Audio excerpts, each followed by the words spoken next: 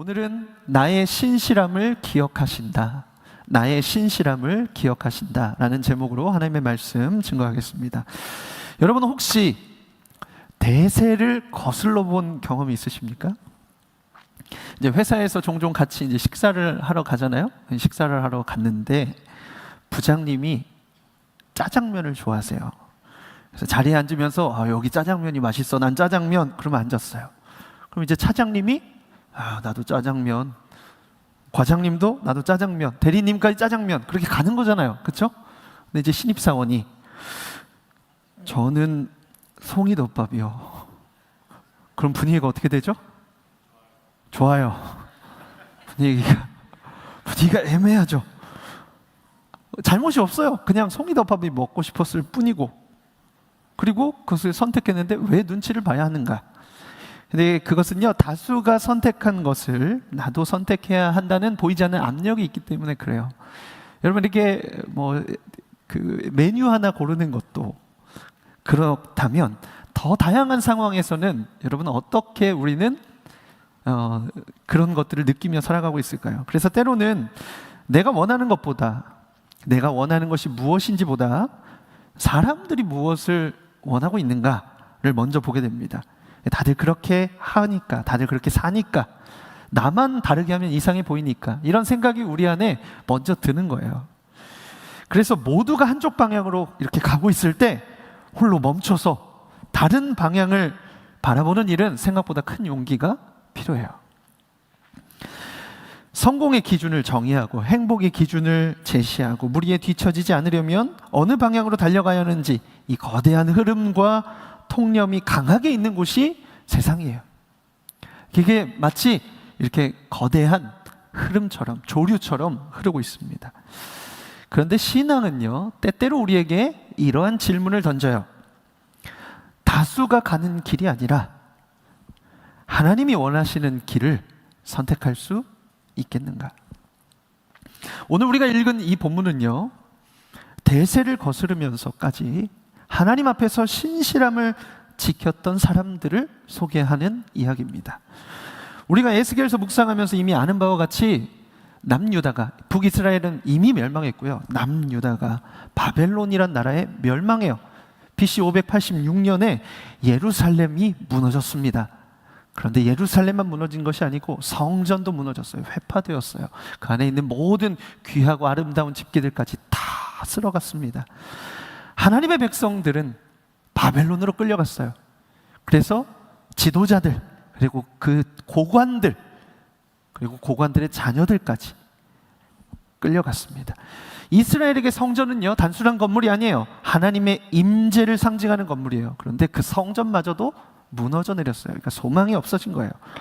이것만으로도 충격인데 에스겔서를 보니까 더 충격적인 사실 하나는 하나님의 영광이 이미 그 성전에서 떠나셨다는 사실이에요. 성경은 분명하게 그 이유를 말씀해요. 남유다가 멸망한 것은 그들의 죄악 때문이다. 그들의 조상 때부터 이어지는 우상 숭배와 배역함의 죄악이 얼마나 심했던지 성전에서 하나님의 영광마저 떠나셨어요. 그냥 무너진 정도가 아니에요. 영광이 떠나십니다. 여러분, 이것은 나라만 망한 것이 아니고요, 영적인 사망 선언이 내려진 거예요. 이스라엘은 완전히 망한 겁니다. 그런데 포로로 끌려간 사람들은 그 바벨론에서 포로로 있으면서 이스라엘의 회복을 기대했어요. 그런데 그 기간이 길어지면서 하나님께서 우리를 버리신 거 아니야? 이제 진짜 끝난 거 아니야? 그런 생각을 가지고 절망할 때 에스겔의 말씀이 임하십니다. 에스겔에게 하나님의 환상이 임하세요. 그 절망의 한가운데에서 하나님께서 에스겔에게 이번에는요, 소망의, 그리고 회복의 환상을 보여주십니다. 그것이 우리가 이전에 나눴던 메마른 뼈가 군대가 되는 환상, 그리고 떠나셨던 하나님의 영광이 동문을 통하여 다시 성전으로 오시는, 임하시는 환상이에요. 하나님께서 이스라엘 백성을 기억하시고 그들이 하나님 앞에 배역하고 우상 숭배로 하나님을 떠나고 잃어버렸지만, 그러나 그들에게 다시 은혜를 베푸세요. 끝난 줄 알았던 곳에서 하나님께서 새로운 일을 시작하십니다. 여러분, 오늘 본문은 성전에 하나님의 영광이 돌아오신 이후에, 그 영광이 가득하다고 말씀하시는 그 이후에 나오는 장면이에요. 그래서 오늘 본문을 통해서 한 가지 알게 되는 사실이 있습니다. 하나님 앞에서 범죄하고 배역하며 우상을 사랑하고 세상을 따라갔던 그 시대에도 누군가는 자기의 자리를 지키고 있었다는 사실입니다. 모든 사람들이 세상의 기준과 유혹에 타협하면서 하나님을 잃어버린 시대에도 하나님 앞에서 신실함을 지키던 자들이 있었습니다. 그들이 바로 사독의 자손들이었어요. 오늘 본문 15절은 이렇게 말합니다. 한번 같이 읽을까요? 이스라엘 족속이 그릇 행하여 나를 떠날 때에 사독의 자손 레위 사람 제사장들은 내 성소의 직분을 지켰은즉. 사독이 여러분 누군지 아십니까? 사독은 다윗과 솔로몬 시대 사람이에요. 제사장이었어요. 다윗의 시대에는 제사장 중에 한 명이었고 솔로몬의 시대에는 대제사장이 되는 인물입니다. 에스겔서의 기준으로 보면 다윗의 시대에서 에스겔 시대는 400년의 시간이 존재해요. 그러니까 400년 이후에 지금 그 시간을 지나서 에스겔 시대에 그들의 자손의 사독의 자손의 이름들이 다시 등장하는 거예요. 그 긴 시간 동안 하나님의 백성이 수없이 흔들리고 왕들조차 하나님을 배역하고 우상 숭배의 범죄가 아주 극에 달하면서 성전에서조차 우상을 숭배하고 인신 제사를 드리고 가증한 일을 행하면서 그러면서 결국 나라가 무너졌잖아요. 그런데도 사독의 자손들은 그 오랜 시간 동안 자신들의 정체성을 붙들고 놓지 않았다는 얘기예요. 무려 400년이라는 시간 동안 그 정체성을 잃어버리지 않고 있었습니다. 그들의 신앙의 절개가 얼마나 대단했는지 오늘 우리는 딱 한 절로서만 읽지만 사실 그 400년의 시간은 엄청나게 치열한 시간이었을 거예요. 우리가 읽은 본문의 바로 앞절인 10에서 14절까지 보면 이런 얘기가 나와요. 심지어 레위인조차도 백성이 우상을 따라갈 때 그들이 휩쓸려 갔다. 하나님 직접 말씀하세요. 하나님께서 맡기신 거룩한 직분보다 사람들의 요구, 세상의 흐름을 쫓아갔습니다. 하나님께서는 그들의 잘못을 지적하시면서 이제 성전에서 하나님을 섬기는 직무의 자리에서 물러나게 하세요. 그런데 바로 그 다음에 사독의 자손들의 얘기가 나오는 거예요. 그러나 사독의 자손들은 내 앞에서 그 직분을 지켰다. 하나님께서 직접 말씀하시는 거예요. 사독의 자손들이 하나님 앞에서 지켜낸 신실함에 대해서 하나님이 직접 말씀해 주고 계세요. 그들에게 신실함은요, 대세를 거스르면서 하나님께서 맡기신 자리를 지켜내는 일이었습니다. 여러분, 히브리어로 이 신실함이 기둥이 땅에 깊이 박혀서 어떤 바람이나 어떤 흔들림에도 그 자리를 견고하게 지키며 서 있는 상태를 의미합니다. 그러니까 신실함이라는 것은요, 기분에 따라 오르고 내리는 기준이 아니에요. 열정이 아니에요. 모두가 배도하고 세속의 물결에 막 휩쓸려 갈 때 거룩한 하나님의 사람이라는 정체성을 버리지 않고 맡겨주신 사명 버리지 않고 그 자리에 기둥처럼 꿋꿋이 박혀 있는 것처럼 버티는 것이 신실함이에요. 여러분, 성경은 그래서 아주 분명하게 이 부분에 대해서 끊임없이 말씀합니다. 모두가 같은 방향으로 간다고 해서 그 방향이 옳은 것은 아니다. 큰 길이라고 해서, 사람들이 많이 다니는 길이라고 해서 옳은 길이 아니다. 모두가 타협한다고 해서 그 타협을 해야 하는 것은 아니다. 모두가 이 정도는 괜찮다고 말한다고 해서 하나님 앞에서조차 괜찮은 것은 아니다. 성경은 이 기준을 분명하게 말씀합니다. 성경에서 그 신실함을 가진 사람을 찾으라면 다니엘을 꼽을 수가 있어요. 다니엘이 이 시대의 사람이거든요. 다니엘은 남유다가 멸망한 뒤에 포로로 잡혀갔던 사람입니다.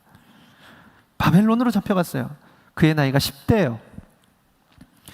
그때에도 그 어린 나이에도 이미 뜻을 정해서 왕이 준 제사 음식을 먹지 않습니다. 여러분, 포로는요 파리 목숨이에요. 아무리 그 포로가 똑똑하고 그 이후에 등용해서 쓰려고 데려왔어도 거절하면 죽이면 그만이에요. 자기 처지를 누구보다 잘 압니다. 돌아갈 고국이 없어요. 거기서 어떻게든 붙어서 살아남아야 돼요. 그런데 거절해요. 뜻이 있었기 때문에 그렇죠. 여러분, 다니엘이 얼마나 대단한 사람인지 아십니까?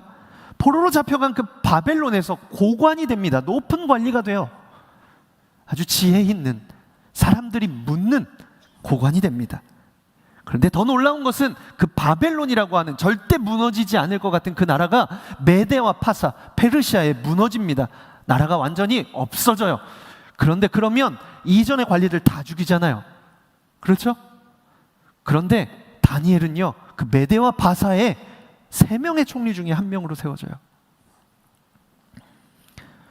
그런데 다른 2명의 총리와 그리고 다른 고관들이 이 다니엘이 눈에 가신 거예요. 출신이 천해, 포로야. 뭐 어떻게 바벨론에서 했다고 하지만 우리처럼 근본이 없어. 그러니까 눈에 가신 거예요. 왕이 신임하면 신임할수록 죽여버리고 싶은 거예요. 그러니까 음해하려고 악법을 만들어요. 왕에게 조서를 찍어요. 결코 변하지 않고 누구도 바꿀 수 없도록 아주 조서를 찍습니다. 왕 외에 일정한 기간 동안에 제사를 드리거나 예배를 드리면 죽인다. 여러분, 다니엘이 산전수전 다 겪은 사람이에요. 이미 노년이에요. 정치에 있어서 달인이에요. 그가 그걸 몰랐겠습니까? 자기를 위해서 지목하는 그 악법을 몰랐겠어요. 그런데 여러분, 왕의 다른 신에게 기도하면 사자굴에 던진다는 그 악법을 알고도 고치지도 못하게 하는 것을 알면서도 전에 하던 대로 예루살렘을 향하여 창문을 열고 기도했습니다. 여러분, 다니엘에게는 분명히 선택의 순간이 있었어요. 법을 어기지 않고 조용히 기도할 수도 있었습니다. 창문 닫고 기도할 수도 있고요. 사람들에게 들키지 않게 할 수도 있고요. 그리고 혹은 그 기간 혹은 몇 년 동안 쉬었다가 해도 돼요. 누가 뭐라고 하겠습니까? 그 법이 폐지되고 하면 되잖아요. 여러분, 그것이 훨씬 현실적인 선택이 맞잖아요. 그런데 다니엘 그렇게 하지 않았어요. 왜냐하면 다니엘에게 기도는 습관 이상의 것이었고 하나님과의 관계는 타협할 수 있는 선택지가 아니었기 때문에 그렇습니다. 타협이 상식이 된 세상에서 전전긍긍, 왕조차도 신하의 눈치를 보고 반역이 일어날까 봐 요청하면 들어주고, 왕비조차도 부르지 않고 나오면 암살당할까 봐 죽여버리는, 그렇게 누구도 믿을 수 없는 그 세상 가운데서 다니엘이 그 대세를 따르지 않고 목숨 걸고 거룩한 정체성의 선을 결코 넘겨주지 않았다는 것. 여러분, 이것은요 그냥 단순히 우리가 글로 읽어서 할 수 있는 문제가 아니에요. 어마어마한 대단한 결심입니다. 여러분, 신실함은 이런 거예요. 시간이 흘러도 하나님을 향한 방향을 잃지 않는 거예요. 성경적 가치관과 하나님의 자녀로서의 정체성을 잃어버리지 않는 것입니다. 예배의 자리를 끝까지 어떻게든 사수하고 우리의 마음을 지켜내는 거예요. 그리고 아무도 보지 않는 곳에서조차도 정직과 하나님이 기뻐하시는 것을 선택하는 것입니다. 그래서 여러분, 이 정체성을 지키는 것과 거룩함을 선택하는 것은요 사람이 볼 때만 하는 것이 아니에요. 사람이 보지 않을 때 해야 사람이 볼 때도 그것을 지켜낼 수 있어요. 아무도 보지 않을 때부터 지키는 것입니다. 거기에서 신실함이 묻어나요. 그래서 여러분, 신실한 삶은요, 하나님을 향한 그 신실함을 지켜내는 삶은 때때로 매우 외롭습니다. 모두가 우상 앞에 서 있는데 나만 하나님 앞에 서 있을 때 사람들이요 손가락질하죠. 주변 사람들이 너 너무 그렇게 진지하게 믿지 마. 뭐 너만 그렇게 믿냐. 다 술 마시고 다 그렇게 살고 다 자기 할 것 하고 다 돈 위해서 살고 너 뻔히 그렇게 하고 너 그렇게 말하면서도 너 돈 있으면 좋잖아. 너 그렇게 말하면 성공하고 싶잖아. 너 그렇게 말하면서도 너 할 거 다 하잖아. 그렇게 말하잖아요. 요즘 누가 그렇게까지 하냐? 다들 그렇게 사는데 뭐야 너만 유별나냐? 그러면 우리의 마음이요 흔들려요. 진짜 나만 유별난가? 나만 고집스러운가? 이렇게 한다고 뭐가 달라지나? 내가 왜 이런 얘기까지 들어야 되나? 그런 생각이 들죠. 그런데 여러분, 기억하십시오. 사람들이 많이 모이는 곳이라고 결코 진리가 되는 것은 아닙니다. 대세라고 하나님의 뜻이 되는 것이 아니에요. 세상이 옳다고 말하는 것과 하나님의 옳다고 말씀하시는 것은요 언제나 다를 수 있습니다. 여러분, 외롭다고요 잘못된 길에 서 있는 거 아닙니다. 바른 길이기 때문에 외로운 거예요. 신실하면은요 그래서 고독함이 묻어나요. 그러나 여러분, 그 고독을 너무 두려워하지 마십시오. 왜냐하면 여러분이 혼자 서 있는 것처럼 보여도 하나님께서 그 자리를 보고 계시기 때문입니다. 아무도 몰라도 하나님은요 기억하세요. 오늘 본문이 그것을 말씀해주고 계시는 본문이에요. 남들 다 타협하고 떠났는데 아무도 알아주지 않는 성소의 자리를 지킨 사독의 자손의 그 신실함이 정말 의미가 있는가? 그렇게 질문할 수 있겠죠. 그런데 여러분, 그걸 누가 알아주셨어요? 하나님이 알아주셨어요. 하나님이 직접 말씀하시는 거예요. 여러분, 하나님이 알아주신다는 것은 그냥 단순히 위로해서 끝나는 정도가 아닙니다. 우리 본문 16절 말씀 함께 같이 읽어보겠습니다. 그들이 내 성소에 돌아오며 내 상에 가까이 나와 내게 수종들어 내가 맡긴 직무를 지키되. 하나님께서 기억하시는 신실함에는요, 특별한 특권이 있어요. 내 상에 가까이 나와. 여기서 상은 테이블이에요. 식사하는 식탁입니다. 왕이 가장 신뢰하는 사람을 가장 가까이 둡니다. 느헤미야가 술 맡은 관원장이었죠. 음식은요, 자신의 생명하고 직결된 거예요. 음식을 다루는 떡 맡은 관원장, 그리고 술 맡은 관원장, 이런 사람들은 오늘날로 말하면 가장 신이 많은 그런 사람들이에요. 그런데 그런 신하들을 불러서 식탁에 앉아서 같이 밥을 먹는 거예요. 왕과의 친밀한 식탁 교제를 의미하는 것입니다. 누군가와 함께 식탁에 앉는다는 것은요, 함께 받아들인다는 뜻이 있잖아요. 식구, 그런 뜻이 있죠. 그 사람과 시간을 나누고 마음을 나누면서 관계를 맺는 거예요. 그러니까 하나님께서 사독의 자손들에게 주신 가장 큰 복은요, 단순히 성전 안에 들어가서 하나님을 섬기는 정도, 그런 게 아니에요. 하나님께 가까이 나아갈 수 있게 하는 것, 하나님과 친밀한 관계를 누릴 수 있게 해주시는 것입니다.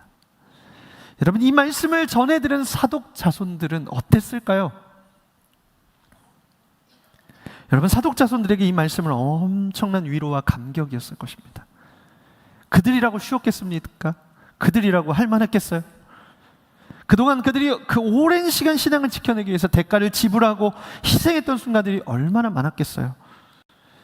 그런데 하나님께서 우리를 기억하셨다 뿐만 아니라 더 가까이 나아갈 수 있는 직무를 맡겨주셨다 뿐만 아니라 친밀함으로 나올 수 있도록 그 하나님의 곁을 내어주셨다. 여러분, 그 감격이 얼마나 컸겠습니까? 사랑하는 여러분, 이 사독 자손들이 누린 이 놀라운 특권과 친밀함은요, 오늘도 하나님 앞에 신실함을 지키는 자들에게 동일하게 주시는 은혜예요. 이 은혜는 예수 그리스도 안에서 우리에게 더 놀랍게 열려 있어요. 우리는 원래 거룩하신 하나님께 가까이 갈 수 없는 죄인입니다. 본질상 진노의 자녀고 죄인이라고 성경은 말씀해요. 모든 사람이 다 죄인입니다. 그러나 예수 그리스도께서 십자가에서 우리를 대신하여 죽으심으로, 대속하심으로 하나님과 우리 사이에 막힌 담을 여셨어요. 하나님께 나아갈 수 있는 새롭고 살 길이 되셨습니다. 그래서 히브리서 4장 16절에서 이렇게 말씀했어요. 그러므로 우리가 긍휼하심을 받고 때를 따라 돕는 은혜를 얻기 위하여 은혜의 보좌 앞으로 담대히 나아갈 것이니라. 여러분, 이제 우리는 예수 그리스도 안에서 하나님께 가까이 나아갈 수 있는 존재가 되었어요. 자격을 얻었어요.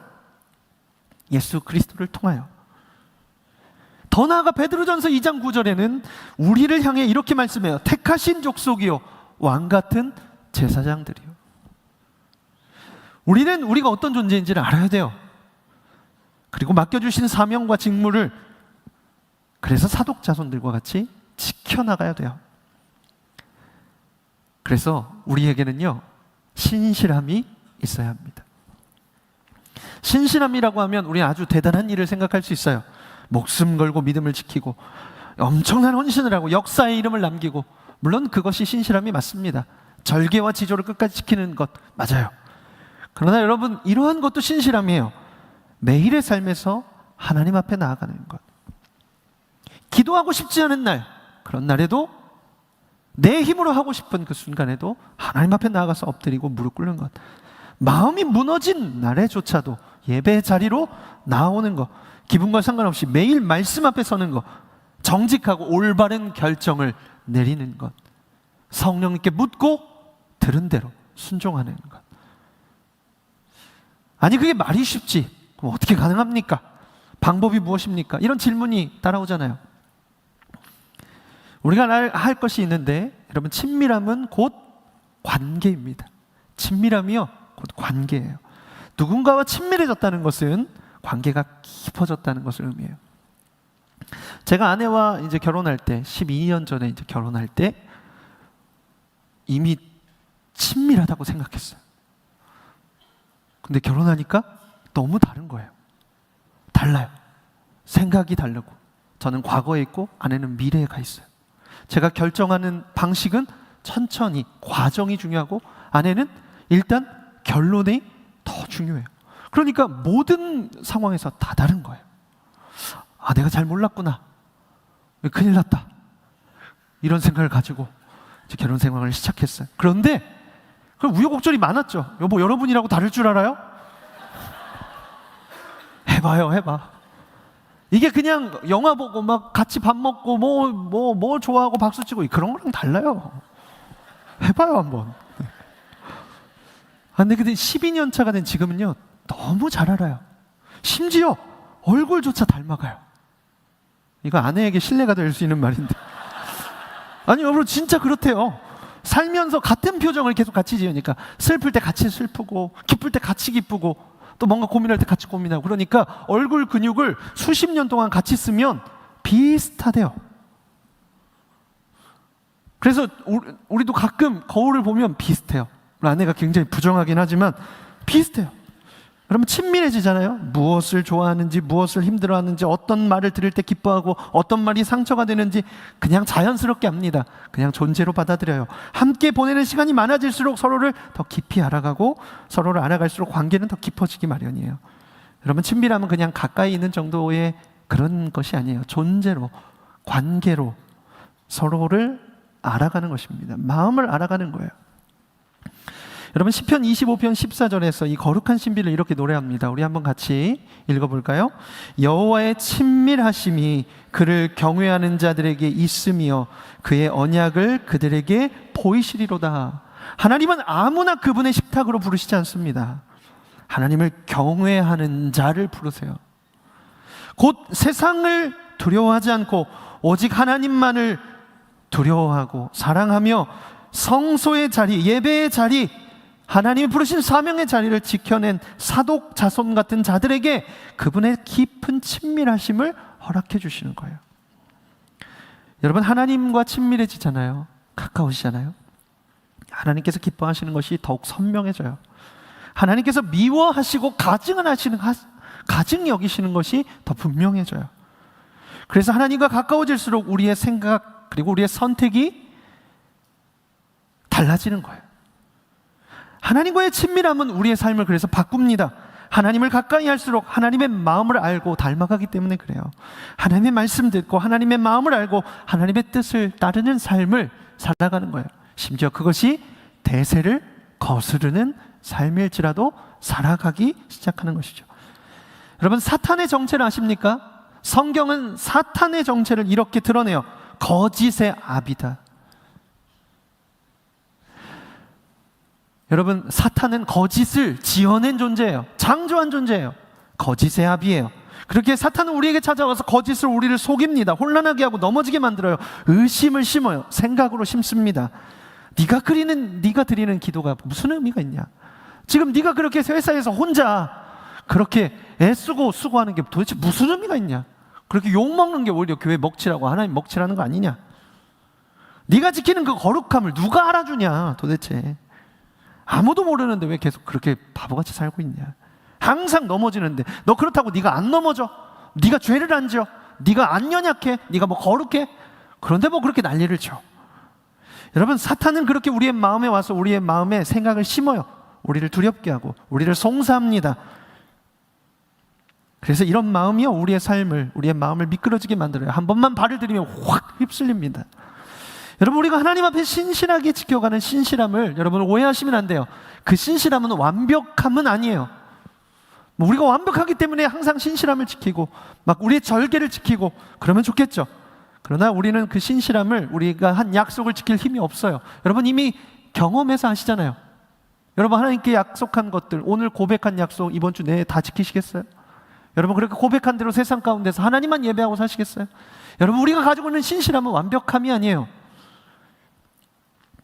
그러나 도리어 그 신실함은요, 빨리 돌이키는 거예요. 다시 제자리로 돌아오는 거예요. 넘어져도 돌아오고, 지쳐도 다시 돌아오고, 흔들려도 다시 말씀을 붙드는 거예요. 그게 우리가 하나님 앞에 가지는 신실함이에요. 그런데 하나님이 그조차도 귀하게 여기시고 기억하신다는 거예요. 실패했다고 끝내는 것이 아니고, 넘어져도 다시 하나님께 돌아오는 사람이 신실한 사람이래요. 결국 마지막까지 맡기시는 자리에 서 있는 사람. 여러분, 그것이 우리가 하나님께 드리는 신실함입니다. 그러니 여러분, 이 신실함을 절대로 가볍게 여기지 마십시오. 여러분이 아침에 일어나서 하는 묵상, 여러분이 긴급한 순간에, 그러나 모든 상황 가운데 하나님의 이름을 짧게라도 부르는 그 기도, 아무도 알아주지 않는 여러분 이 자리에서 드리는 예배와 골방에서 드리는 하나님 앞에 드리는 외침, 여러분 그것을 가볍게 여기지 마세요. 여러분 혼자 하나님 앞에서 하나님을 더 깊게 알아가고자 읽는 말씀, 아무도 보지 않는 곳에서 하나님께서 기뻐하시는 선택을 하는 것, 여러분 그건 결코 가볍지 않습니다. 오늘을 지켜내는 그 작은 신실함이요, 하나님과의 관계를 깊어가게 만들어요. 여러분이 오늘 선택하는 그 거룩함이 이 악하고 패역한 세대 가운데서 강한 세속의 급류에서 여러분의 영혼과 그리고 여러분의 신앙을 지켜낼 것입니다. 뿐만 아니에요, 오늘 사독의 자손들을 보니까 대대로 지켜가는 거예요. 여러분이 오늘 하는 선택은 여러분의 자녀의 그 자녀의 자녀의 그 자녀의 자녀까지도 하나님의 신실함심을 지킬 수 있는 기준이 되는 거예요. 사도 바울은요, 로마라고 하는 가장 타락한 그 세속의 한가운데서 교회로 모여서 하나님을 예배하는 성도들에게 이렇게 말씀합니다. 로마서 12장 2절의 말씀을 우리 같이 읽겠습니다. 너희는 이 세대를 본받지 말고 오직 마음을 새롭게 함으로 변화를 받아 하나님의 선하시고 기뻐하시고 온전하신 뜻이 무엇인지 분별하도록 하라. 이 세대를 본받지 말라는 것은 세상과 아무 상관없이 살라는 뜻이 아니에요. 오히려 세상 한가운데서 살아가되 세상이 내 안을 지배하도록 내어주지 말라는 것입니다. 사랑하는 여러분, 하나님께 속한 사람으로 살아가시기를 축복합니다. 여러분 학교에 있든 직장에 있든 하나님께 속한 사람으로 사십시오. 이 세상 본받지 말고 이 세상 따르지 말고 구별된 주님의 자녀로 살아가십시오. 여러분 우리의 싸움은, 우리의 씨름은 평생 이 신실함을 지키는 싸움입니다. 네, 결코 쉽지 않을 거예요. 벌써 말씀을 들을 때 아멘 하기가 쉽지가 않잖아요. 경험에서도 알고, 누가 그거 몰라서 못 지키나? 이런 생각도 들고. 맞습니다. 쉽지가 않아요. 레위인들조차도 떠났습니다. 하나님 앞에 나오는 사람들에게 그 대속의 통로가 되어주는, 하나님을 섬기고 가장 가까이에서 하나님의 일을 도맡아서 했던 레위인들조차도 떠났어요. 여러분 오늘날 많은 그리스도인들이 이 세속의 물결에 휩쓸려 살아가요. 술 안 마시는 그리스도인들이 없고, 혼전 성관계 하지 않는 그리스도인이 없고, 돈과 성공을 사랑하지 않는 그리스도인들이 없는 이 시대에, 이 세대의 악함과 이 세상의 문화와 모두가 하고 괜찮다고 하는 죄의 유혹과 돈의 성공의 우상을 따르는 대세를 거스르면서 신실함을 지킬 분 계십니까? 여러분 계십니까? 여러분 믿음으로 아멘 해보시겠어요? 그렇게 신실함을 지킬 분 계십니까? 여러분 모두 휩쓸리고 모두가 배역하며 하나님을 떠나도 그 자리를 지키는 신실한 한 사람이 되기를 원하시는 분 여기 계십니까? 여러분 세상의 급류에 휩쓸려서 안 그러고 싶지만 넘어지잖아요. 그렇게 넘어졌지만 다시 돌이켜서 주님 앞에서 계속해서 그 신실함을 다시 한번 붙들며 살아가실 분 계십니까? 여러분 그렇다면 오늘 결단하십시오. 그러면 우리 결단해야 합니다. 로마서 12장 1절 말씀 우리 믿음으로 함께 같이 읽겠습니다. 그러므로 형제들아 내가 하나님의 모든 자비하심으로 너희를 권하노니 너희 몸을 하나님이 기뻐하시는 거룩한 산 제물로 드리라. 이는 너희가 드릴 영적 예배니라. 아멘. 여러분 결단해야 돼요. 대세를 따르지 않겠습니다. 이렇게 결단해야 됩니다. 세상이 하는 대로 무조건 따라가지 않겠습니다. 결단해야 돼요. 세상의 속도가 나의 속도가 되지 않겠습니다. 결정해야 돼요. 세상의 기준과 세상의 가치관이 나의 가치관이 되지 않도록 마음을 지키겠습니다. 결단해야 됩니다.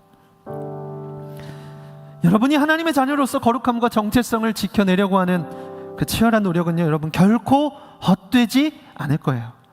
사독의 자손의 신실함을 하나님이 기억하셨던 것처럼 하나님께서 나의 그 몸부림치는 작고 연약한 그 신실함도 기억하시는 하나님이신 줄 여러분 믿으시기를 바랍니다. 여러분 그 애씀과 몸부림을 귀하게 여기세요. 그 자녀가 막 몸부림치는 걸 귀하게 여기세요.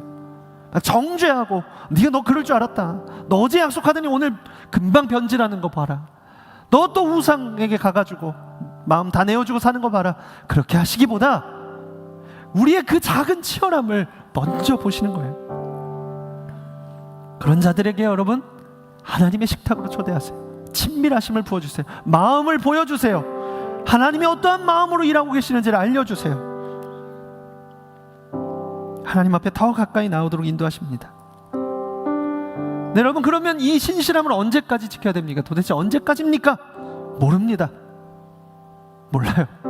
아마 평생일 거예요. 그러나 우리가 오늘 본문에서 알게 되는 바와 같이 하나님의 때가 있어요. 성경에서는 이 때를 크로노스의 때, 카이로스의 때, 크로노스는 우리가 흘러가는 그 시간을 말하는 거고요, 카이로스의 때는 하나님이 일하기 시작하시는 시간, 하나님이 정하신 시간, 그 때를 말하는 거예요.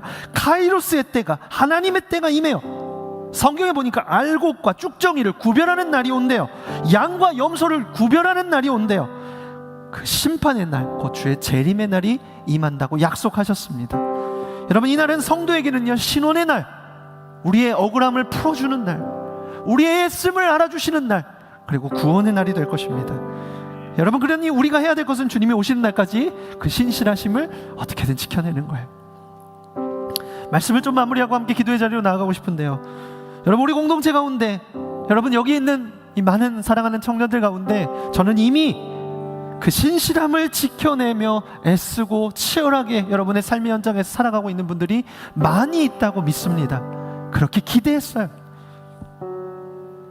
그런데 여러분 오늘 이 말씀을 통하여 여러분 혹시 낙담하거나 좀 무기력하거나, 그리고 여러분 좀 흔들렸더라도 여러분 오늘 이 말씀 가운데 그 신실하심을 기억하시는 하나님이 있으심을 믿으시며 다시 한번 그 마음이 새롭게 되시기를 주님의 이름으로 축복합니다.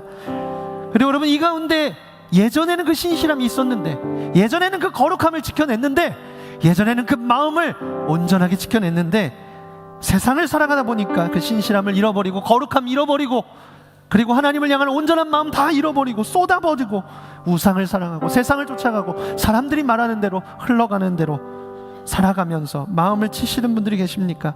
그러면 다시 하나님께 여러분의 마음과 시선을 돌이키시기를 주님의 이름으로 축복합니다.